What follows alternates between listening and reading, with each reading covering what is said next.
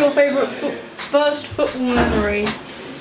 Oh, it's gone back a long time, but I remember going to watch my dad play. He worked in a hospital, and I played on the football team there. Going to watch him play and train. So they were the earliest memories I can remember. And the book came from that, seeing everybody together and seeing them play football, and then after them all being together. So that the teamwork and team effort and all bonding after it was sort of got me hooked into football. Nice. What was the first team you supported? First team and always are is Liverpool. Since starting playing professional football, it's kind of not been as hardcore supporting as I did when I was a youngster growing up and that. But yeah, definitely it's been Liverpool. Celtic, big Irish following Celtic had as well, so they'd be my second team, and obviously Luton become a part of that now. So. What was the first team you played for? First team was a local team called Trinity Sports and Soccer Club. They had all divisions from under 8s through to under 18s and senior men's football. So I remember going down training in the evenings with one of my best mates, and still is a very close mate, and we got taken down there and started playing, and from then on it became a pastime of love, and now it's turned into a job of dreams. Love to do that. Yeah. Who was your favourite player when you were a boy? Again, I don't really change from when I'm young. If something sort of I've liked when I was younger, I'll continue to like that. And the one player growing up who I think has been one of the best Premier League players of all time, and we play in the same position, or I've tried to learn as much as I can from, would be Keane. So although he played for Manchester United, I let that one slide a little bit, and but he was one of Republic of Ireland's greatest ever players, and will always will be in the Premier League's greatest ever midfielder. So he's always been a player that I've looked up to, and kind of a hero growing up in Ireland in younger days. What was the first position you played? It was striker, funny enough. I used to be a striker. I wasn't the tallest, so defending came no good to me, and didn't really tackle much, believe it or not, when I was younger. So I went playing up front, and like most young kids, we like to score the goals, and we like to get as many goals as we can as kids. So I started up front, and that's where it all came from. What was your best subject at school? I wasn't really into school when I was younger, but one thing, I get asked this question quite a lot, and the one subject that crosses my mind is technical drawing and technical graphics. A lot of straight lines, working shapes and sizes out and mixing them in together. You had to do all that with straight lines and calculations, and that's something that always got to me, and something that I always quite liked. And anything to do with building and engineering was something that I was quite into when I was younger. So yeah. I did that. I like that a lot as well. Brilliant. What did you want to be when you were growing up? I think there's only one answer to that, and it's what I do now. It's a bit of footballer, and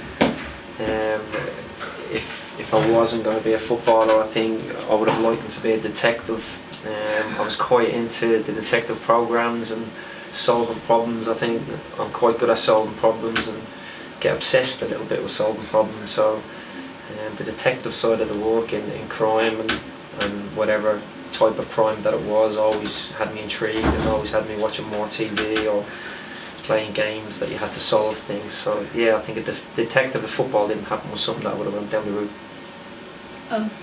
What was the first replica shirt that you had? It was a Republic of Ireland shirt from the World Cup 1990, I think it was. Italian 90, we were in that World Cup, and I remember me and a bunch of my friends all got the same top. So I don't know where they came from, but we all somehow managed to turn up with the same tops, and yeah, that was my first memory of a jersey, having it on my back. In the end, we actually got black tape and cut our names out and put it on the back of it because there was no printing back then. So yeah, we used to cut black tape out on mate, and it took me ages to do mine because my second name was longer. So Yeah, I remember sitting in my front garden doing that. It was quite fun. Took us about 5 hours to do it with blunt scissors and really thick black tape, but it stuck on, stayed on, even through the wash. So we were quite happy with our achievements. What was the first CD that you bought? Oh, CD. I still am into kind of like house music, funky house, and mixes of the house, genre. So I remember being dance kind of discs back then when I was going to the shop, and we still had CD shops that would sell CDs. I think a lot of them are just vinyl now, and going to the music shop and getting a dance CD. I can't remember the name of it, but it was a big yellow packet, 3 discs in it of about 100 hardcore dance songs. Didn't listen to it that much because in the end it wasn't quite my taste, so but I remember buying that. What make were your first pair of boots? Again, I keep trying to think back to the first ones. I'm nearly convinced they were called Patrick. Don't know if you've ever heard of them. Yes, I have. I think they were the first ones. My mum's sister, so auntie, got them through friends of hers and brought them home for me one evening, and I remember thinking my first football boots, big massive studs, and I think they were maybe being rugby boots, the studs were that big.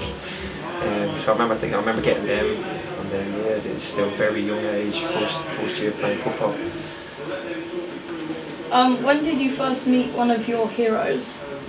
I've never met Roy Keane, so I think I've not really met anyone that's like had a big influence in me growing up. There's people that you always like and admire playing football, which you get a chance to meet playing against them, but in terms of meeting Roy Keane, I haven't done that yet. So I've always been a believer in your hero should stay your hero and not meet them, so it could be a good thing not meeting them, but he's a genuine legend in the footballing world, so it would be nice to meet him and hear about stories of playing and what he'd done as a youngster growing up, and to keep himself as the best player playing, so that'd be nice to meet him through that much.